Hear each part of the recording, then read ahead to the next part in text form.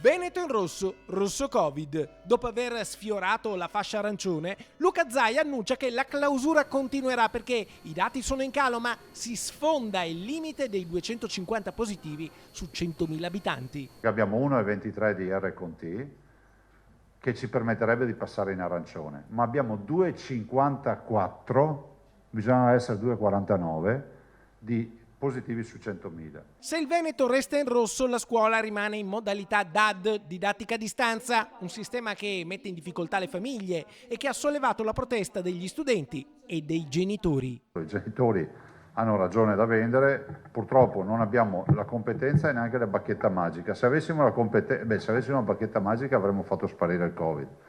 Se avessimo avuto quella competenza, vi ricordo che la scuola è competenza dello Stato, e se l'avessimo avuta fino in fondo, noi avremmo già introdotto il tampone fai da te da una vita.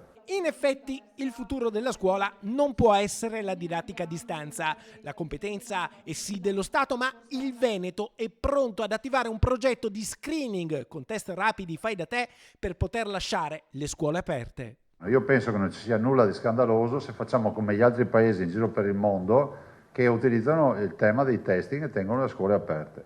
Punto. Io non aggiungo altro.